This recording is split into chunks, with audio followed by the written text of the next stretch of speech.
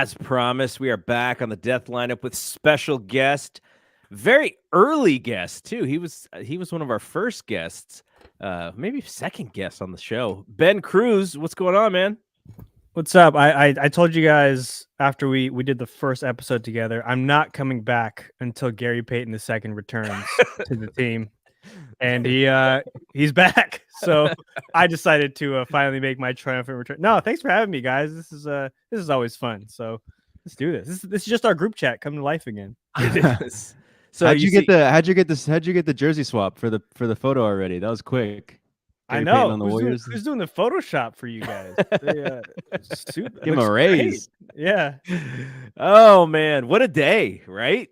We woke up this morning pretty confident that maybe Joe Lacob's pride would not allow James Wiseman to be traded, at least for what, it was rumored. And then all of a sudden, bing, bing, bing, bing, bing, there was like tons of stuff going on.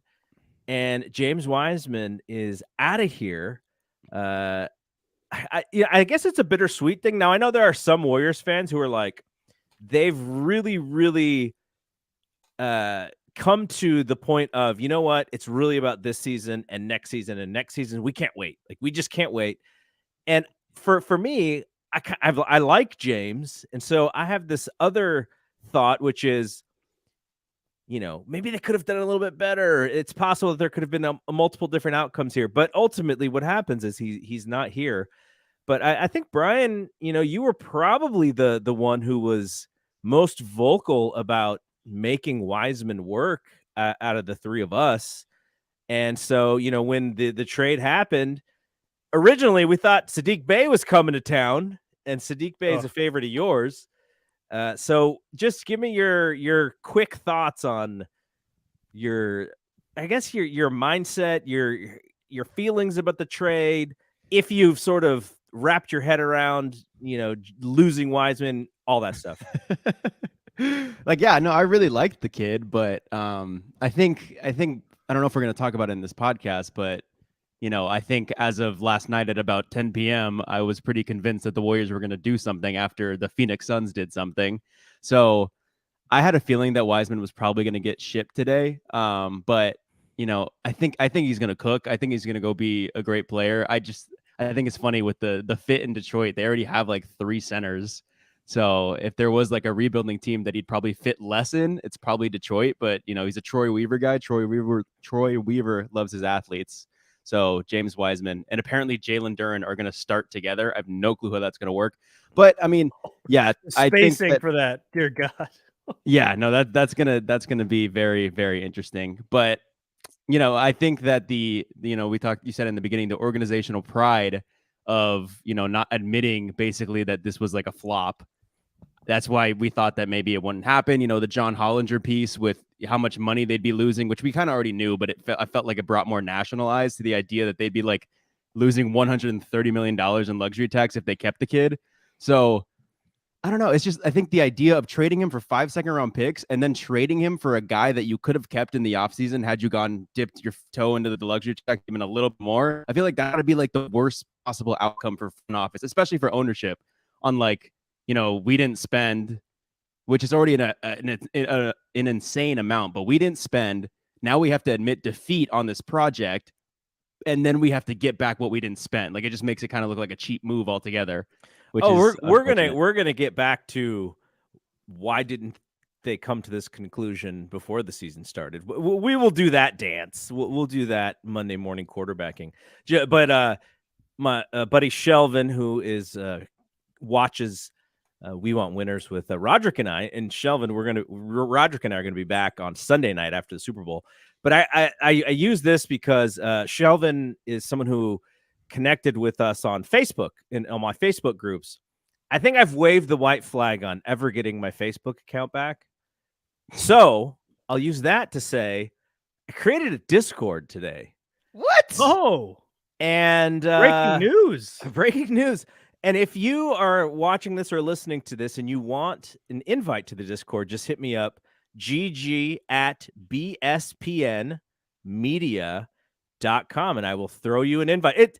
I probably won't do that until tomorrow morning. I still need to add a couple of other channels, but yeah, I did it for the Fight Game Media stuff that I do. We created that, and we're kind of using that as a beta. And I was like, oh, I just need to figure this out on my own. And so I created the BSPN one today. So I'll get some invites out to everybody probably tomorrow morning. But if you're listening, you want one, shoot me an email and we'll get it out to you. Okay, so let's actually go over the full details of this trade, because as it was happening in piecemeal. And it turns out it was actually a 4-team deal. We were getting like all the pieces in the Shams and Woj's updates. And we're like, how does this connect? Oh, they just traded this guy, and then they traded to this team, and then this team jumped. And no, it turns out it's a 4-team trade. So who do the Pistons get? James Wiseman. Who do the Warriors get? Well, they get Gary Payton 2 and 2 future second-round picks from Atlanta. That how does that work? Okay, the Hawks get Sadiq Bey, and then the Trailblazers get Kevin Knox and 5 future second-round picks. So originally how we saw it was that the Warriors traded Wiseman for Sadiq Bey, and then they traded Sadiq Bey to the Hawks for 5 second-rounders. Then we read that Kevin Knox came over to the Warriors as part of the first trade, and then the third trade was shooting Kevin Knox and 5 picks for GP2. So that's kind of how it happened in the Twitter sphere and the cycle of tweets going out. So ultimately what it comes out to, like we said, is you basically give up James Wiseman for Gary Payton 2. Now we're going to look at what the roster looks like after this trade is done. But Ben, on the level of what we thought maybe we could have traded James Wiseman for versus what we got for him today, how are you sitting okay with this? Because I think if you bring down expectations, which is what we've had to do with Wiseman, player for player, like the team got better. Now, 2 or 3 years down the road, who knows? But how are you feeling about what they did? I mean, I'm sitting okay with it simply because GP2 will play, right? One of their issues that they've been dealing with recently has been depth, right? That's why a lot of these fourth quarter leads that, they play well for 3.5 quarters, and in the fourth quarter they fall apart. Yeah, because they're playing they're running with an 8-man rotation. Guys get tired. All their jumpers all of a sudden are short. They stop going to the cup because they're tired. So and James Wiseman isn't playing. Moses Moody isn't playing. Patrick Baldwin Jr. isn't playing. So Kerr's running with the dudes that he trusts, right? Mm-hmm. 2 of those dudes happen to be two-way guys, or these guys who can only play up to 50 games, right? Anthony Lamb, Ty Jerome, and he's now at this point where he can't play them every game. So that it shortens the rotation even more. So just from the simple fact that now he has an extra body who knows the system, who can defend. I mean, those are 2 monumental upgrades from Wiseman, because Wiseman was just sitting there. He was sitting there half-heartedly clapping at his teammates succeeding, wondering, am I going to get sent down to Santa Cruz again? So, look, could we look back on this deal in 3 to 4 years where Wiseman is potentially tearing it up in Detroit or wherever? Or even having a formidable career, right? Like, can he have a formidable career, which is, I think, what we all hope for? He does, even if he's not a superstar, like, if he has a solid NBA career, that could be something where Warriors fans look back and go, oh, that's what we were waiting for. But it's the system, right? He just didn't get it. I mean, Tim Kawakami put this out earlier. I mean, he joked that it might have actually tanked Wiseman's trade value, but when Wiseman and Steph shared the floor together, the numbers are awful. Really bad. Right? The statistics are, and look, if you can't play with Steph, I don't know. Like that's daunting for you to overcome, right? And I mean, the writing was on the wall. It's been on the wall for a while. It was just never a good fit overall, right? Like, I mean, obviously we would have liked to see a bigger sample size. He kept getting hurt. And then obviously, when he returned, it just didn't fit in with what they were doing. Even with all their talk of this 2 timeline plan, and he still couldn't get in. Yeah. I mean, look, for all the shit that Kerr gets on, why doesn't he just play him? He's got to learn. He's got to get reps. Like, Kerr sees him in practice every day. Yeah. We don't see him in practice, right? If he's not executing in practice, how are we supposed to believe that he could execute in games? And, we celebrate these small wins with him, these 6-minute spurts in these games. We're like, did you see Wiseman last night? Pretty good. See that running hook? Yeah. You played 6 minutes and you had 4 points. You're like, this is not, what are we doing? So I'm glad GP2 is back for other reasons that I'm sure we'll get into later, but straight up, it was, it just wasn't a fit, and we've got a better fit for the Warriors moving forward here. Shout out Mark Nobita, who is in the chat.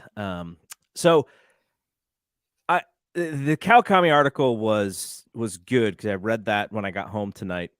And Kawakami wrote that he believes the writing on the wall was them having to send Wiseman back to Santa Cruz this year.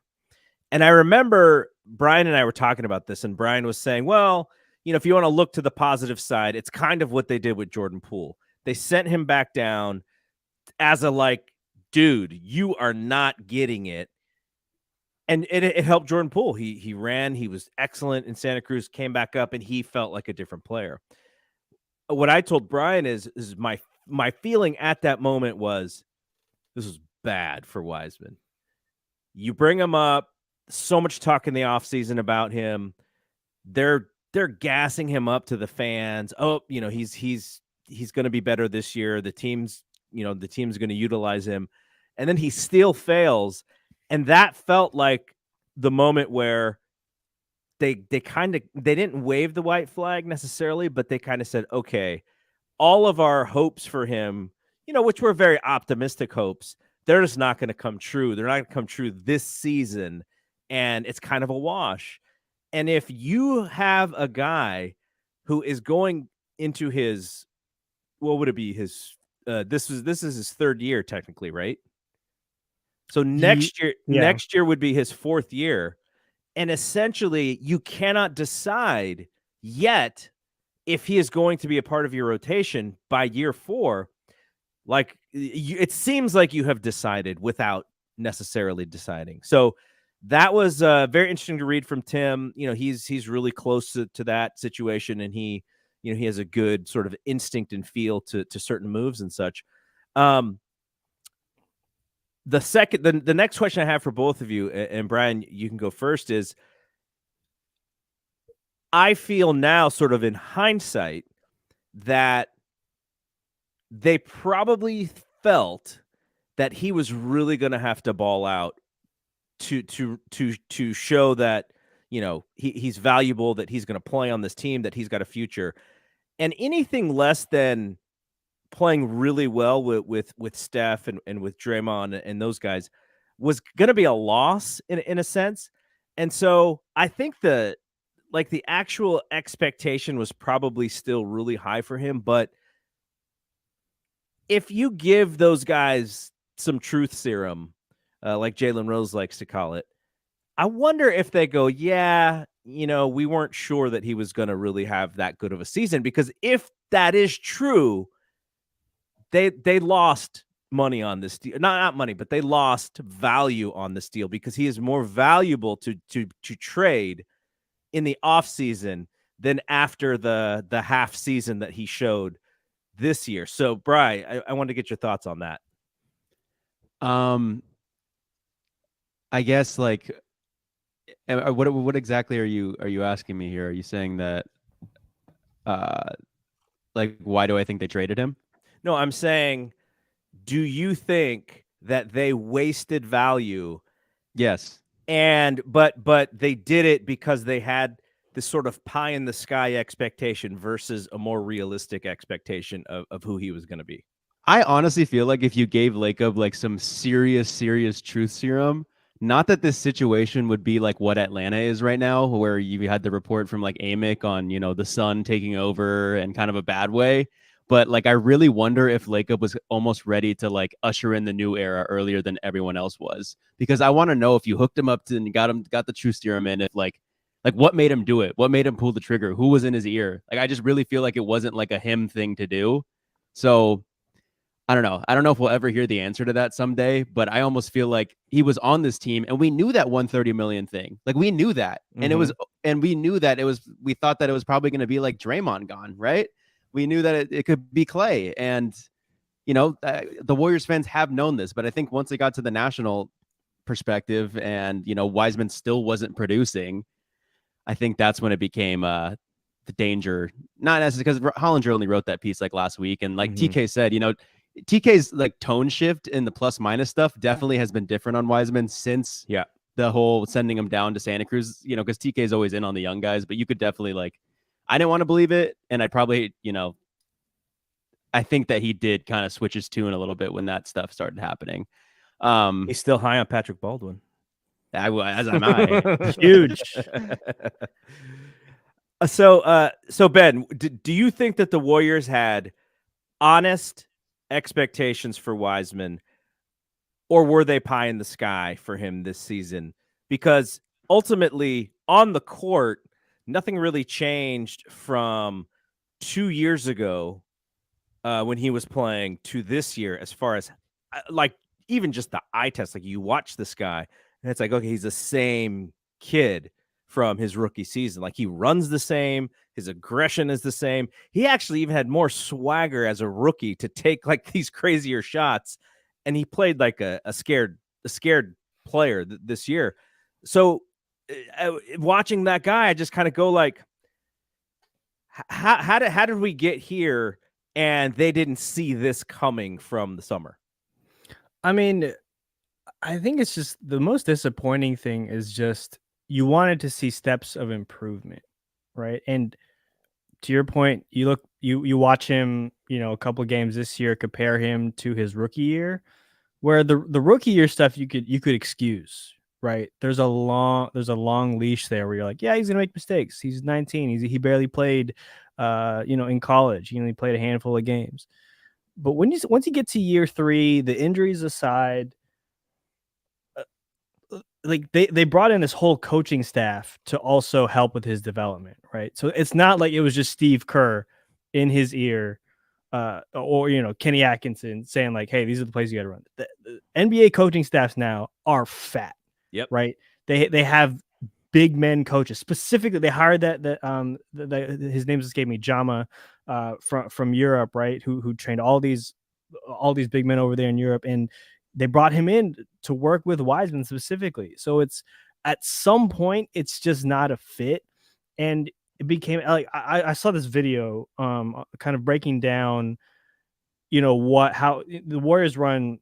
They kind of run a set amount of plays, right? You kind of know what it is. They kind of run plays like Coach Boone, like remember the Titans, Denzel Washington, right? They're going to run it. You know what they're going to run, but they run it so efficiently that it still works. So it's Horns twist, right? It's this the first screen is supposed to come, and like in a timing thing, a second screener is supposed to come, right? And it's supposed to create confusion amongst the defenders because Steph or whoever the ball handler is can then use each screen. There's going to be switches. There's going to be confusion. When it's run in what the first example where it's run correctly, Steph gets a wide open 3, right? Because it's literally 3 steps. First screen, second screen, Steph makes a choice, and then that causes the confusion. When they ran Horns twist, and this again, this is a very small sample size, but it was just an example of how Wiseman just wasn't getting it. This is year 3. They run Horns twist, which I'm sure they just run over and over again in practice. It's a very simple play. All Wise has to do, come up, set the screen, wait for the second screener and let Steph make his choice. Wiseman's just late. Yeah. He's late, man. He messes up the timing.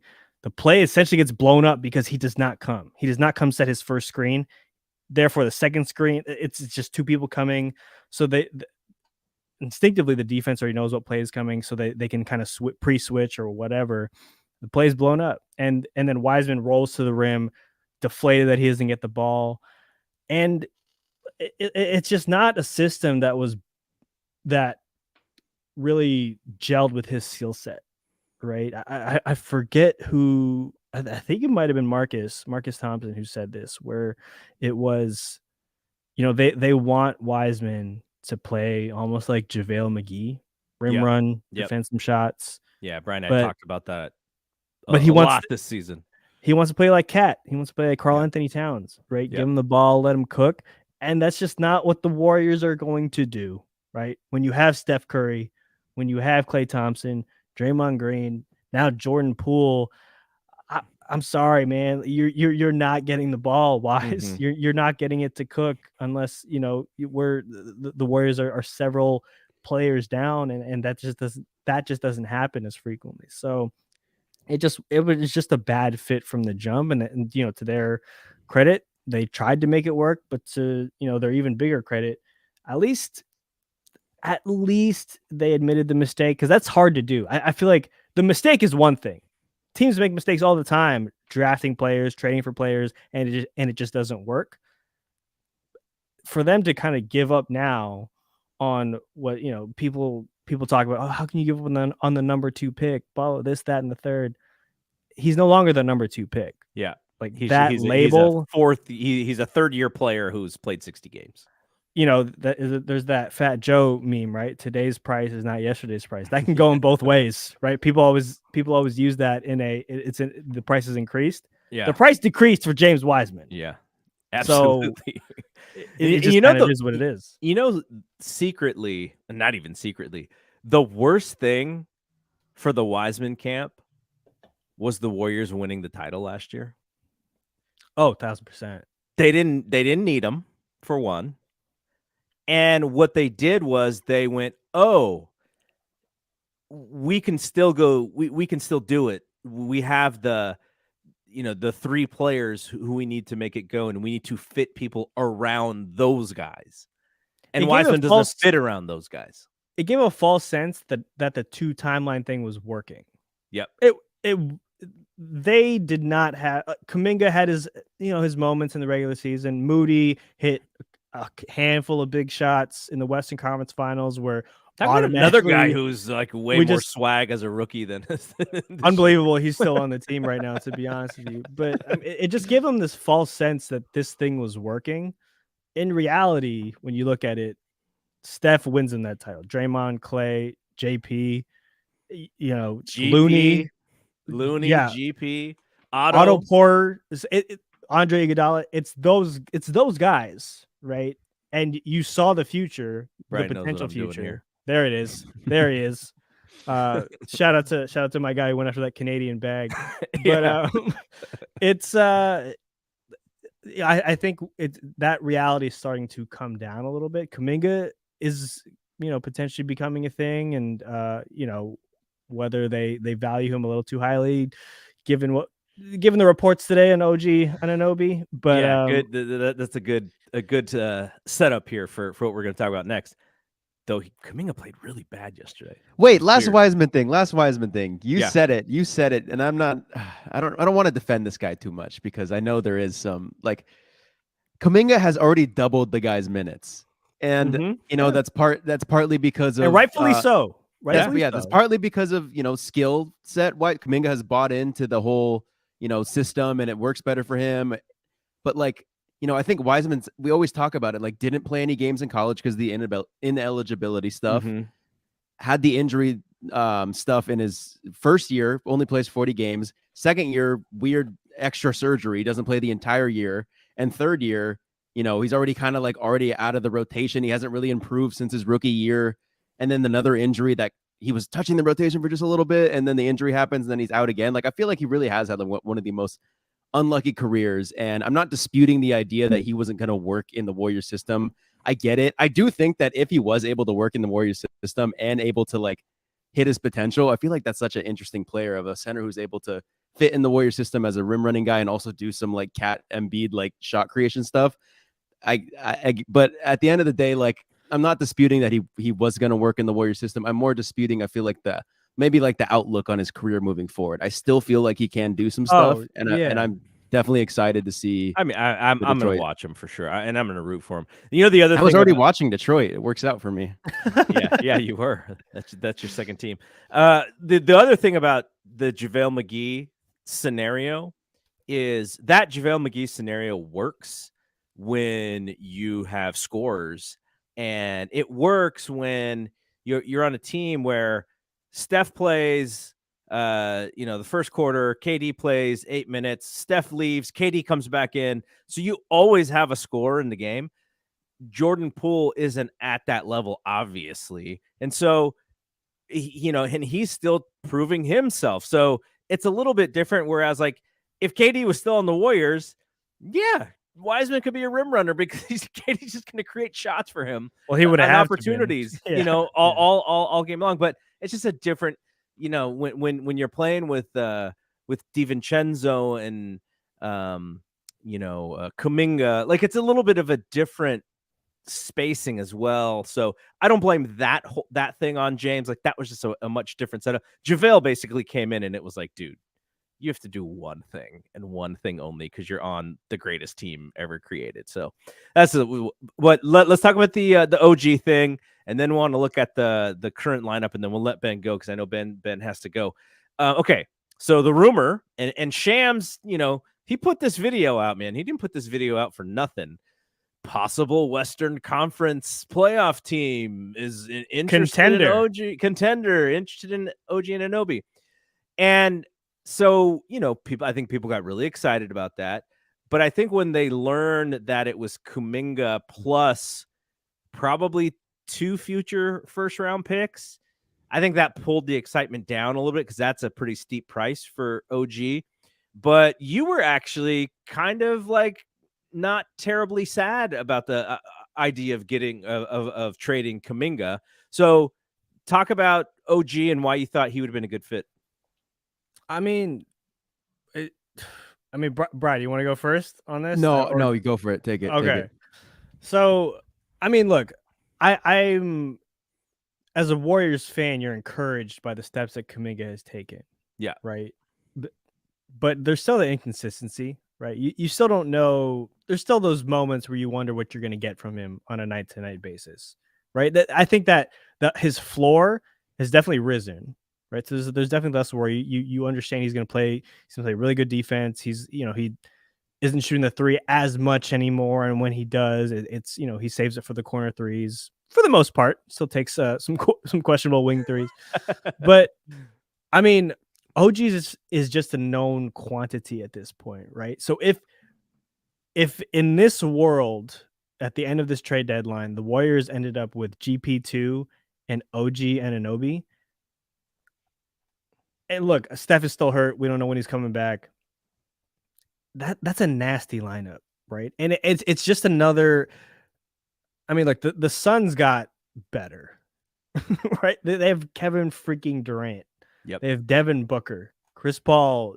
As much as people claim that he's kind of headed down. The tail end of his career is still really good. This Warriors team with OG in the mix, like that's a nice team. That is a team that you can feel good about.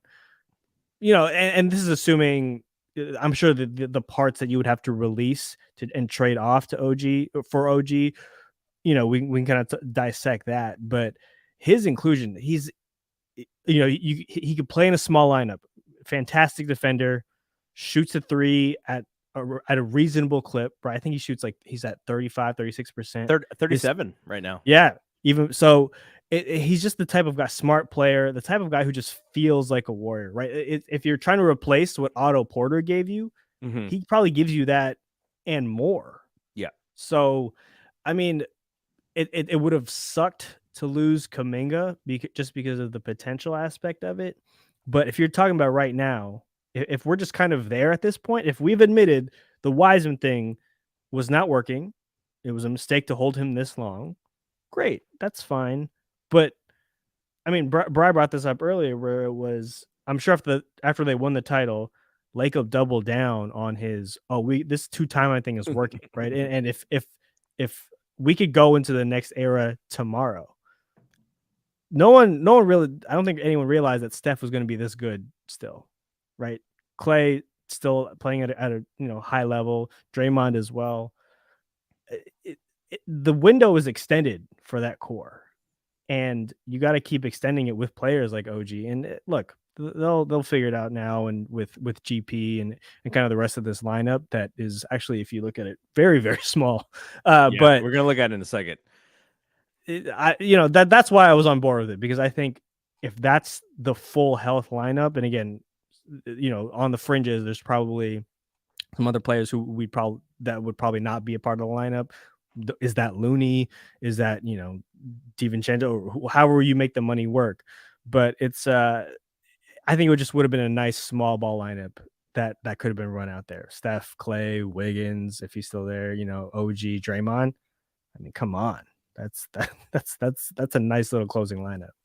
All right, Brian, the reason why I went Ben first is because I feel, now I don't know for sure, but I feel like you would have been against giving up Kuminga in a trade like this, because, and I'm not going to I won't put words in your mouth, but I'll tell you why I would be slightly against it, is because I think Kuminga is going to give you 75% of that, and then then there's still the opportunity for more as he grows in this system. But at the same time, kind of like Ben said, you're in this win now mode where Steph is pushing his prime past what I think most people thought, and that's what you have to also keep in mind.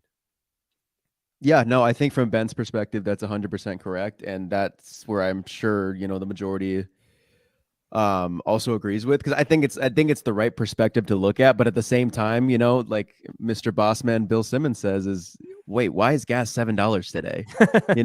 Like, we live in a world where Rudy Gobert and KD basically had the same trade package, and because of that, OG Anunoby, they want 3 firsts and a really good young player and salary match. So I just think that what it would take to get a guy like OG Anunoby, who at best is the 4th best player on a championship team, I just think the price was too steep. And I think Kuminga at his best, like, again, I think Kuminga has helped his stock by how he's played this year. I think OG is definitely a better defender.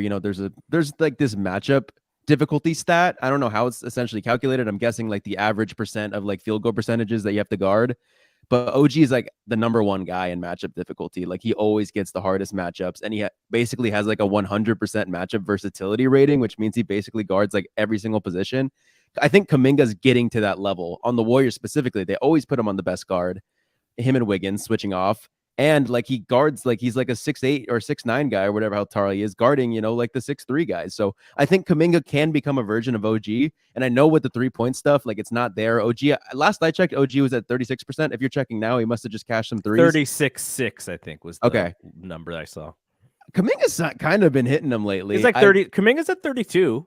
He's not in the 20s. So yeah, but I think from the perspective of like, look, we just punted on Wiseman. We admitted that was the wrong call to invest in him more than we already had. And we are focused on right now, because there is a threat in the West, in the Pacific Division. Everyone in the Pacific Division besides the Kings, like, kind of loaded up. Like, you kind of needed to do a little more here to have a good shot. And there's arguments to be made that they didn't, and I totally get it. I think there's also something that's going to be good for Kuminga, which is he got all of the reps guarding some really good players, really good guards, and now GP is going to handle those minutes. So Kuminga, not saying he's going to be like Draymond and like kind of playing safety, but he'll be able to, to pick and choose opportunities to maybe make some big plays. And he won't have to guard the best player. He'll probably not be in as much foul trouble as he can get in, because he's trying to be aggressive and he's trying to, guard that best guy.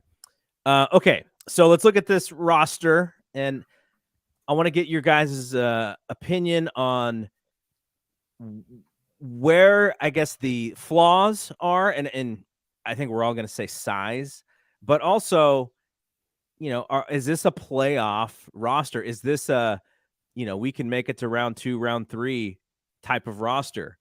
So obviously Curry, Clay, Wiggins, Draymond, Loon, that's your starting 5. Poole is your 6-man. DiVincenzo, GP2, Kuminga, and then JaMychal makes 10. We're leaving out Ben's favorite player, Anthony Lamb. We're Please leaving, do. We're leaving out Ty Jerome. Jerome, We're leaving Moody, out Moses Moody, PBJ.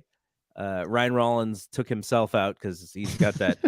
He had the Jones fracture thing going on. So that 10. I mean, are we running that 10 against Denver, against Phoenix? Can I start this one? Yeah. I feel like this is damn near identical to last year. I don't see why they couldn't. Curry, Clay, Wiggins, Draymond, Looney. That's the same starting five. Yeah. Now you bring Otto.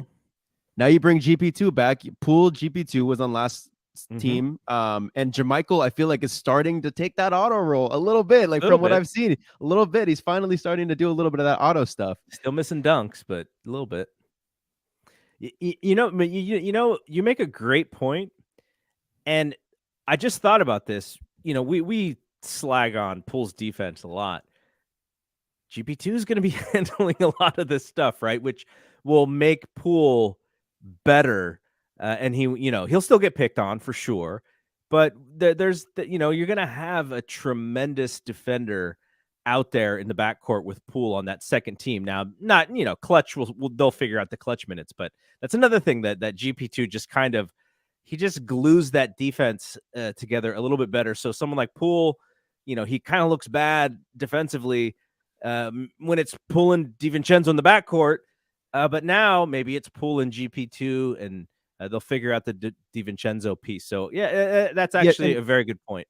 Did they only run 8 last finals, which is already like that feels like the right number, but was it 8? Was it so the starting 5, Poole, GP2, that's 7, Otto 8, and then some Bielitsa, right? Yeah. 9. Yeah. So 9. I feel like the only one missing that's not totally like a similar, like I still think like in the beginning of the season I said JaMychal can kind of be an auto replacement. It was very clear that he wasn't for the past 4 months, and now he's starting to do a little the auto replacement. Kuminga, yeah, I feel like Kuminga and DiVincenzo in this 10-man are almost like flyers, and like there's not really a Bielitsa replacement. I guess we could start feeling if JaMychal's the Bielitsa or the Otto, whatever. But you have Kuminga and DiVincenzo as 2 guys that's skill sets you didn't have in last year's playoff run, who I think are very beneficial to this year's playoff run and season. I'm high on the roster. I would like to hear Ben's opinion, and then I would like to throw a little tidbit in after. Go for it. I think the roster is, I mean, it's better than it was yesterday, right? Just by the simple addition of GP2 defensively, knowing the system, and he's not your typical 2 guard, right? He's actually acts like he functions offensively like a big man. He actually functions offensively probably the way they wanted Wiseman to function. Yeah, right? He's like your vertical 4, the vertical threat, right? But so does anyone want to play the Warriors in the playoffs? Absolutely not, right? Because you have the Steph, Clay, supernova threat at all times.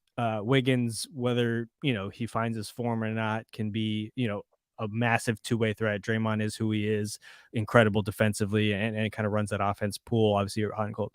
The biggest difference I see between this year and last year is now the West is a lot better, right? By the simple inclusion of Kevin Durant on the Suns, Kyrie Irving on the Mavs, the Grizzlies are still freaking excellent. The Nuggets are better. You didn't say D'Angelo Russell. Well, I'm getting the Lakers. The Lakers are they got better too. Yeah, they improved. Did they beat the Bucks today? Did they just beat the Bucks on live television without LeBron? Does anyone know the final score to that game? I'll look it up. I'll look it up as you guys talk. But I mean, the West is a lot better. And look, that's where. No, Bucks won by 9, by the way. Oh, there we go. Well, as they should have if they lost to that team without LeBron. Like the Warriors limped into the playoffs last year, right? Yeah. 53 wins, and they kind of caught a stroke of luck facing that first round, or in the first round against the Nuggets, right? It was Jokic. It was them, that whole team kind of against Jokic, and they were able to find their groove, right? Steph was coming back, came off the bench, all that stuff. And then, they end up against the Grizzlies, and that was a heated matchup, and that was probably the biggest threat to their path to the title. And they overcame. Ja unfortunately gets hurt, and look, with all these championship runs, there's in any sport there's a small aspect of luck that has to go into it, right? This is just Absolutely. You can be the greatest team in the world. You always need luck. I don't know if this team is combined with their talent and the amount of they're going to need to be very, very lucky to get back to the finals. In my as currently constructed, and there's some buyout candidates out there that I'm sure will surface. What's all this Kevin Love to the Warriors talk? I heard that a lot today. What's going on with that? I don't even. Kobe Altman said he's not going to be bought out. So yeah, why would Kevin Love be bought out? His team is good, right? Apparently, he's out of the rotation. He's not playing. Yeah, he's not playing right now. Yeah, but I mean, somebody gets hurt, boom, he's right back in. It would be foolish to do that, I think. Well, he also gets paid like $30 million a year to sit there, which is not a bad gig, honestly. I'd show up to practice for $30 million a year. And the second LeBron left, the Dan Gilbert was like, "We're giving Kevin Love all the money. we need they had to pay somebody." All right, so I personally, I think Kuminga's going to need to play a vital role as essentially the third big on that team for them to have a good run. Though, Clay kind of plays a little bigger. Wiggins also plays a little bigger in the smaller lineups, but they are so small. Poole, DiVincenzo, GP2, they're all guards, right? So when those are your three bench guys, then you're constantly playing small. So the Warriors are never not playing small ball, and so I think Kuminga is the one who needs to come up big for them to be able to battle, because they're going to lose almost every rebounding opportunity. So he's going to need to come up big, I think, and maybe a little bit less of a responsibility guarding Littles. Maybe puts him a little bit closer to the basket, and he can do some things there. All right, Ben, we're going to let you go.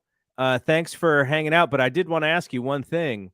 Yeah, on your way out, which is, how not excited are you to see Kevin Durant possibly waiting for the Warriors in the playoffs?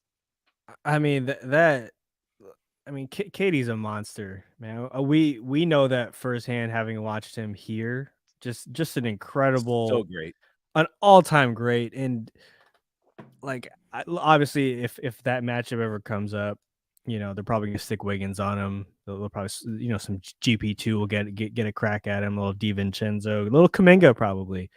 That dude's gonna score on anybody. Who was the guy that guarded KD? No, it's Drew Holiday, right? Drew Holiday had so much success guarding KD because he was like small and up in his chest like the whole time. Define success. Maybe success in his own mind, but I just remember him frustrating KD for a lot of times. So. Yeah, but it's not good, man. I mean, the Suns now, they have to be. I think their odds to win the title and the West just skyrocketed last night, and as they should have. They're going to be good. I mean, him, Booker, and CP, and Ayton is now the fourth option on that team. Yeah, for all the stuff that Ayton gets for who he is and what he's become, DeAndre Ayton as your fourth option. That's nice. That is freaking nice. And look, they'll probably fill out, the fringes with some of these buyout candidates as well. Damian Lee remembered how to shoot the basketball all of a sudden, and he's. I never thought I'd say this. I would love to see Damian Lee, this version of Damian Lee, back on the Warriors, because I got to a point last year where whenever he hit the court, and regrettably so, where I just kind of threw my hands up. I was like, well, watch him miss these open threes. I think he was frustrated hitting that court last year too, and if he found some freedom there. You remember when he was playing well at the beginning of the year? Yeah, he was playing incredibly well off the bench. You thought, oh my god, these guys are so deep. And then he hurt his hip. Yeah. And when he came back, he just never found that same groove. Kind of very Wiggins suffering potentially from the same illness this year, because he still hasn't found his groove. But wait, are we hanging out next week? What's going on? Are you free? Oh yeah. Actually, I found that out. I wanted to reveal that on the show. I'm in. A little exclusive. I'm in. Okay. All right. Well, we'll set it up. Ethan Strauss is setting up a little hangout for his Substack readers, and Brian and I are both subscribers. So I'm coming as a +1. I'm a moocher. Yeah, it's like holiday party style, man. Yeah. All right, Absolutely. Ben, thanks for hanging out, man. You guys are the best. Thank you so much for having me on. Okay. All right, Bri. So we are going to look at some of these other trades because I want to. Now, I didn't add all of them. I just mostly the ones that sort of affect the Warriors, the ones that are in the West, and I just want to get your quick thoughts on the deals that happened today. So, the big one, Kevin Durant. That one was also a 4-team deal. So the Suns get Kevin Durant and T.J. Warren. The Nets got some good pieces. Mikal Bridges, Cam Johnson. I don't even know who this is. Juan Pablo. I thought Juan Pablo was on The Bachelor. I think he's one of the draft and stash guys, like the rights to him, right? Is that what it was? So he's like their Guy Santos. No, who's the other guy we had? Smailagic? No, the one Justinian Jessup. Oh, Jessup. Jessup. Yeah. Okay. And then they got first round picks in 23, 25, 27, and 28, all from Phoenix, and 29. And then second round picks in 28 and 29 from Milwaukee. So they got lots and lots of stuff to make some future deals with. The Bucks got Crowder, and then the Pacers got George Hill. Oh, they're running that one back. Serge Ibaka, Jordan, Nora, and 3 future seconds and cash considerations. So I get it if you're a Nets fan. This whole thing blew up in your face. Great.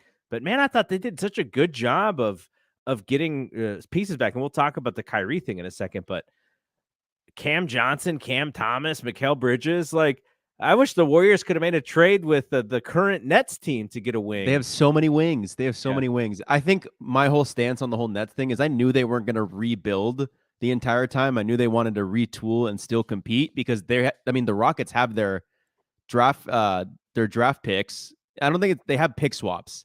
I think the Rockets have their pick swaps for the next like 3 or 4 years. So I think Brooklyn, had to at least be better than Houston. So I didn't think they were going to just put the full reset button because they didn't have the rights to their own picks. But yeah, I think if you're a Brooklyn Nets fan, this team, I think this team's gonna be fun to watch. I mean, you got good old Cam Thomas, a rookie who's at like 40 points back to back to back. But I think if we're more talking about it from the trade perspective, Mikal Bridges, I would have loved for the Warriors like that. I like Mikal Bridges way more than like OG and Obi because Mikal Bridges can create a shot if need be. I think OG is just stationary. Like, are you going to put that much stuff into someone who's just like, a spot up shooter and a really good defender? But I think Mikal, can create his own shot, and I would have put in everything. For that guy. Kuminga, Moody, the picks. Like, I think I really like Mikal. But and Bridges, more importantly, he just hurts the Warriors. So I'm actually glad that he's out, but yeah, unfortunately, KD is in. Fortunately for the Warriors. Okay, so the Mavs, they get Kyrie, and they get Markieff Morris. The Nets get Spencer Dinwiddie, Dorian Finney-Smith, 2029 first-round pick. So in 2029, they're gonna have the Mavs and the Suns pick, and then 2 future seconds. So obviously, it's a little bit different. KD has a current contract, so he's with your team for a while. Kyrie's expiring. Kyrie's a little bit more of a headache, a lot more of a headache. And, he's firing bullets on the way out. So the price to get him was a little bit less, but it was still pretty big, I thought. Dinwiddie, Finney-Smith, they're good players. They're not going to win you too many ball games, but I kind of wonder where are the Nets right now? Are they just outside of the top teams in the playoff chase?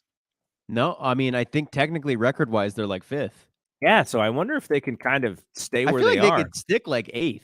Yeah, that'll be interesting to watch because at that point, like if you're a Nets fan, they're 5th. They're 33 and 22 right now. If you're a Nets fan, there's a lot of pressure when you have KD and Kyrie and then James Harden.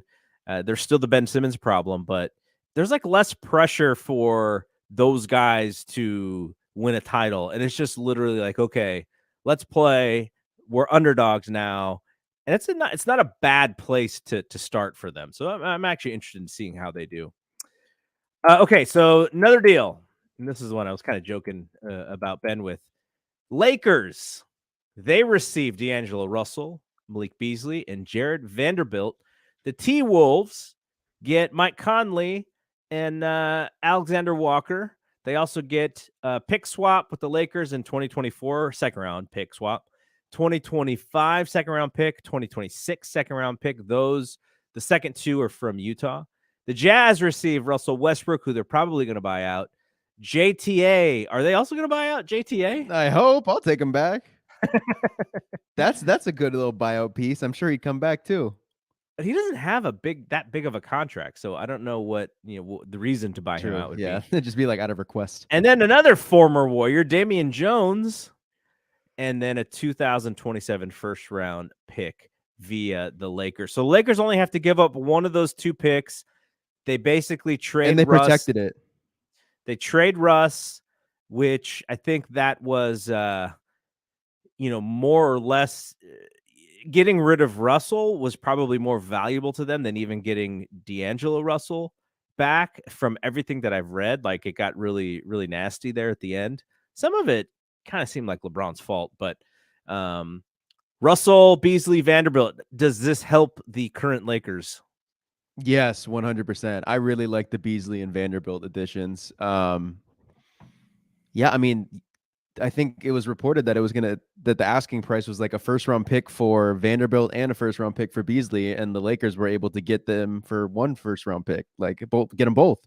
So I don't know. I think that this Lakers team, I think it was important to get off of Russ, but I think it was also important to bring back salary that was also expiring, because I think if you put like the true serum and you gave it to Pelinka, I think he just wanted to hit this offseason with Russ off the books. That's $50 million to spend. Mm-hmm. And although this wasn't like an insane free agency class coming up, there is trade room there, right? You can bring in a bigger contract. So I think it was important that when they get D'Lo back, like $30 million from the deal he signed with the Warriors is finally expiring. So yeah, that's gonna be money they have open to sign someone or to trade for someone in the offseason. But I think for this current team, yeah, D'Lo, Vanderbilt, and Beasley, those are all solid additions to your current squad. So and Rui Hachimura from earlier. Well, yeah, that was from late last month. So Lakers currently sit 25-31. They just lost to Thunder on the day that LeBron broke the record. So they got some room to make up here, and if I don't know if I'm reading the tea leaves on Bill Simmons and Russillo, Anthony Davis doesn't seem to be that happy with what's going on. So that is something to watch as well. But I don't know. I guess anybody who is within striking distance can get on a run and possibly make some noise. The Lakers are currently Minnesota is 8th. The Warriors are 9th. They're percentage points away from each other. Lakers are 4 games outside of Minnesota, so they got room to make up. They're 13-14 at home, which is if they continue to play that poorly at home, they probably don't really have a chance. So they're going to have to start playing better at Crypto Arena or whatever it's called these days. Okay, another deal. The Clippers, they get Eric Gordon, who was a former draft pick of theirs, I believe. 3 future seconds. The Rockets receive John Wall, who they will buy out. It's got to be a record how many times this dude gets bought out by the same team. Danny Green. This is like the 2010 All-Stars here. And a protected pick swap from the Clippers, and the Grizzlies receive Luke Kennard. Is Gordon an upgrade from Kennard to you? Yeah, I think he is. He makes like $20 million a year, and he makes $20 million next year too. Like, this isn't an expiring contract, so I'm surprised that the Rockets were able to get off of it. But what better team than the owner who just wants to spend. There's a couple owners in the league like that now. It's not only Lakeup anymore. No, I know. What's the Ballmer? Yeah, I would love to have that guy as my owner. No disrespect to Lakeup, you're on. Yeah, but the new guy from the Suns, supposedly Matt Ishbia was like, hey, let's. And this is basically what Bill Simmons said, which is John Collins, is that the best we can do? Why don't we go big game hunting for Durant? Like, I'm like, wow, that's amazing. That's a great mentality. But I know I like Eric Gordon as an upgrade from Kennard. I think he kind of fits what they're trying to do more, and he has that veteran mindset. I think with the Clippers, it's really just availability with the 2 stars. They got Bones Highland too. And they got Plumlee. I forget if it's Mason or Miles. I forget which one's still in the league. I think it's Miles. It's Mason. It's got to be Mason. Isn't Mason the one that's shooting the lefty jumpers and stuff? One of the Plumlees. I don't know. With both M's. Maybe it's Miles. Oh yeah. This is like the issue that we had last year with for some reason I don't have an issue with Jalen Jaden McDaniels. You said them incorrectly though. No, I re-listened to the podcast and I was right. No, you misheard me. Maybe I misheard you. Yeah, but so you really re-listened to prove me wrong? No, I sometimes like re-listening. But yeah, Jalen and Jaden is way harder to mix up, or way easier to mix up than Miles and Mason. But I don't know. Yeah. I mixed up Miles and Mason. Anyways, yeah, Bones Highland as just a off the bench like Jordan Clarkson type, just start scoring guy. Eric Gordon as has some two-way stuff and like some veteran. I think he fits that group specifically. I could totally see why Eric Gordon fits that group. And then Plumlee as Zubac's backup, even though Plumlee might not be the best playoff guy. Like I don't know how much they're even going to use like Zubac heavily in the playoffs, but I still think that's good insurance. Yeah, I think the Clippers just need availability and Paul George and Kawhi Leonard to really go after it. And that's a team that if I'm the Warriors, that's probably them, and the Suns are probably my 1 and 2 of what I'm most worried about. I'm still confident this Warriors team could take on the Nuggets. Still confident they have I'm still confident that when the Grizzlies see them, they get a little butt cheeks. So I think it'd be Clippers and then the Suns is what I'd be most worried about. Clippers got Mason Plumlee. Hornets receive Reggie Jackson, who it sounds like they're going to buy out, and then a 2028 second round pick. The second round picks just went like crazy. That was the theme of this trade deadline. All right. So the Nuggets, they added Thomas Bryant. The Lakers received Mo Bamba and Devon Reed and a second round pick. The Clippers received Bones Highland, and the Magic received Pat Bev, a second round pick in 2024 from Denver, and cash considerations. So I don't know. That seemed like kind of just moving pieces, maybe more so than anything else. Like what do the Magic do with Patrick Beverley? I imagine is he an expiring? Good question, but I've heard there's a buyout coming. Okay. And then some smaller deals. The Kings. Well, I don't know. I think the Nuggets one has some substance to it because they were looking for a backup center because DeAndre Jordan is unplayable, and I think they were testing out Zeke Naji, U of A grad, not grad, but U of A alumni, I guess. But then they just Thomas Bryant requested a trade. He didn't want to be with the Lakers anymore because when AD came back, his role started getting diminished. So yeah, it looks like he might be Denver's backup 5 now. So I think that's a little interesting tidbit because he actually might get in the rotation of the best team in the West right now. 12 points, 7 rebounds a game. Yeah, he's actually doing more than I realized. And he shoots good from 3-point line as well. So he's stretching him out. So he played he hasn't really played much of late, but so those numbers are from a little inflated. Yeah, a little inflated. All right, so a couple of smaller deals. Interestingly, the Kings kind of stayed pat. They didn't do anything except for the Kessler Edwards kid. Kessler Edwards. They traded the draft rights to David Michinow, and then also one other small deal. The Thunder traded Darius Baisley for Dario Saric and a future second round. I wonder if are they going to keep Saric, or I don't know. That's an interesting one. Because, if Saric got bought out, I wonder, maybe I'm thinking of like the Saric from like 3 years ago or something. But I mean, he's kind of nice for what the Warriors could use as like a backup, a backup big. Yeah. He's not having too great of a season this year. Only 6 points. Yeah, neither was Tybalt, but you wanted him. 4 rebounds. Not that I wanted him. I just said if someone can play defense, I just figure I feel like they could play in the Warriors system.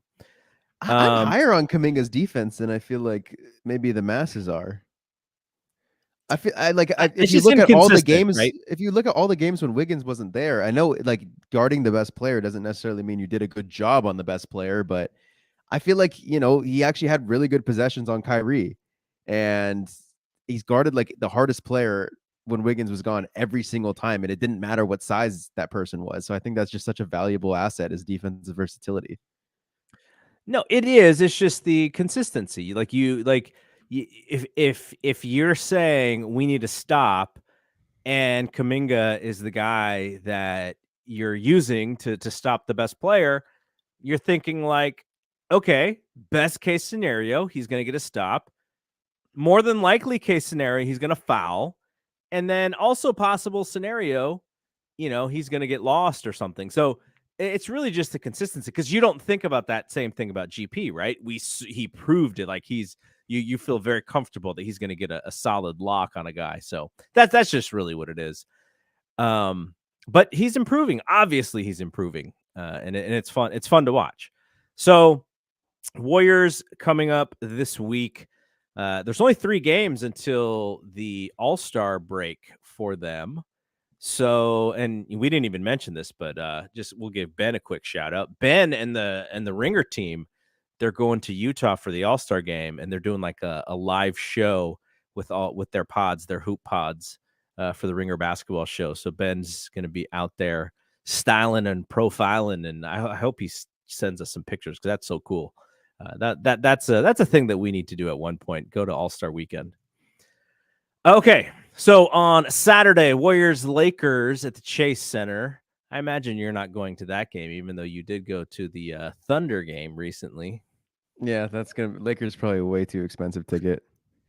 And then they play the Wizards on Monday at Chase, and then Tuesday Clippers at Crypto before the All-Star game layoff. They got a good week in a few days, with seemingly nobody from their team being involved in anything, except for, I guess, Draymond's going to do the alternate feed on the All-Star game with the TNT folks.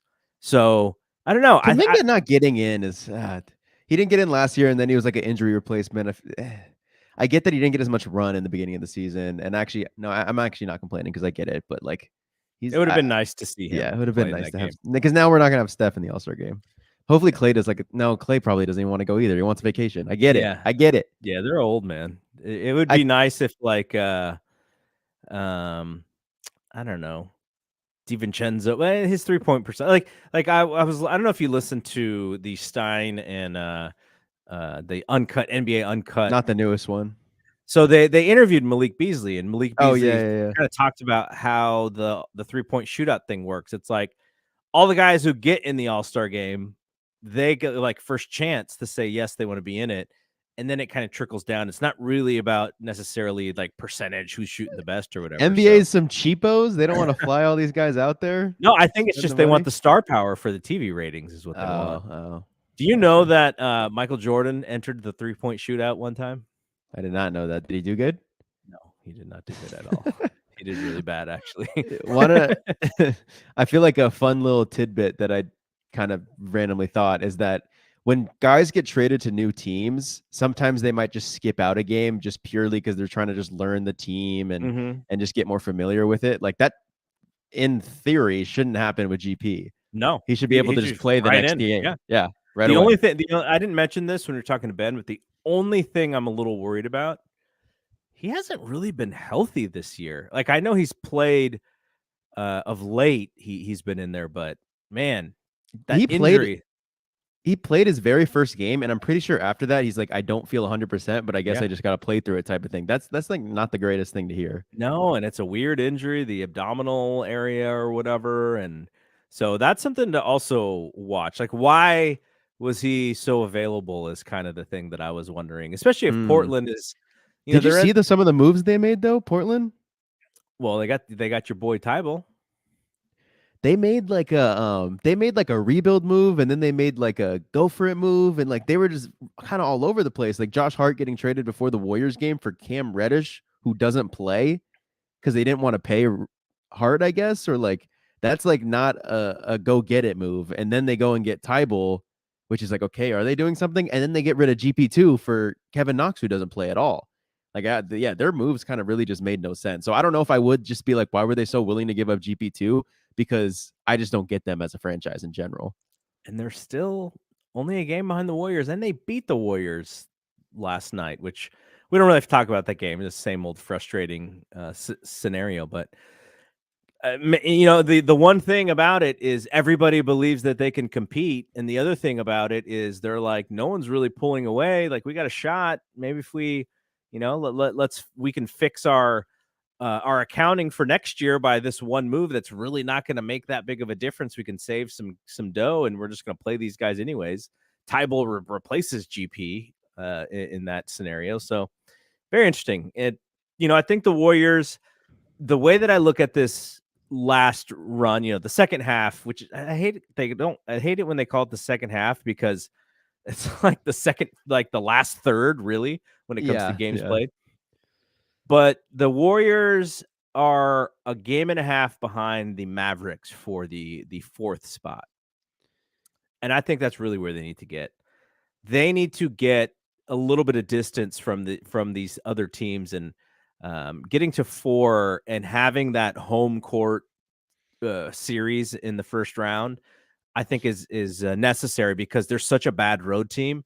And I think for them in the playoffs, they're going to need to have that home road advantage, and then figure out everything else. But if they go into this as like the 6th or 7th seed, it might be 1, 2, 3 Cancun, man, because they cannot win any of these games on the road.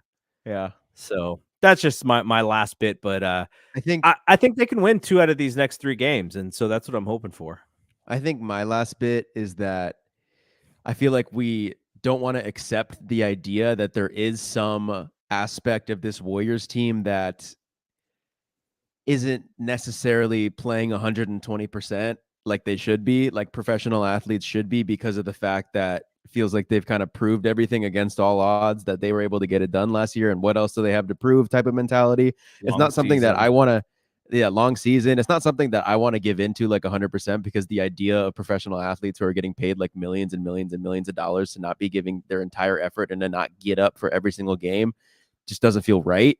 But if there is someone who is like, there as like a constant figure that they know is going to be there to beat, like Kevin Durant is going to do it for them, right? Like just the idea that they might see Kevin Durant in the playoffs. If that doesn't do it, then I don't know what will. Or Draymond's just going to say, I want to go to Phoenix. LeBron is there, and Draymond's like, oh yeah, I'll miss a game to go see LeBron break the scoring record. Like, oh man, I'm glad he didn't. Well, yeah, but I mean, there is an aspect like Draymond's on the player option next season. What happens if they fall short? And he's just like, oh, this Matt Ishbia guy is kind of cutting checks right now. KD vouches for him. I would not be surprised. They showed how they could play together too, right? Like, I would not be surprised if that happens. If I'm Draymond, I'm saying you guys go get LeBron in this offseason, or I'm going to Phoenix. And I don't know. Yeah, but if they get LeBron, though, LeBron replaces Draymond. That's not a good. Draymond doesn't want that. Yeah, you trade Wiggins.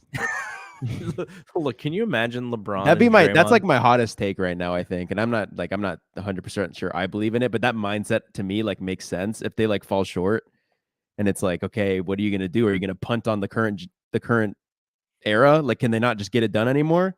Go get someone. Go put in all the assets for a guy, and why not with one of the greatest players of all time?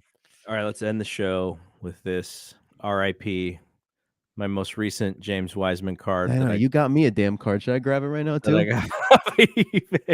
I feel like we need the Boys to Men song. It's so hard to say goodbye to yesterday because we're really sad about James. Yeah, see, you got the autograph one. This is just a parallel card, but this guy's gonna cook in Detroit. We're rooting for James, not just because I like collecting his cards, but I really think he's just a nice kid who has a good kid. I also want to dunk on the people who think he was going to be like the worst. He was going to be like a Pokashevsky pick or like a Marvin Bagley pick. Like I'm also ready to alley-oop Well, posterized. let's see. Let's see him get a little bit of run in Detroit and see if he can spread his wings a little bit. I'm hoping. It is again like a weird fit. I wish he went to like San Antonio where they didn't have a big. Yeah. Yeah, they got their work cut out for them lineup wise for sure. All right, so we'll be back next week, and we'll sort of preview the All-Star game a little bit. We're gonna get together with some people for the All-Star game. It's always a fun thing for me to do the All-Star game, so I always get excited for it. But yeah, we'll be back next week, talk about all the stuff that has happened, and hopefully the Warriors get a few wins here. For Bry, and thanks to Ben again. I am a Double G. We'll see you when we see you. Peace out.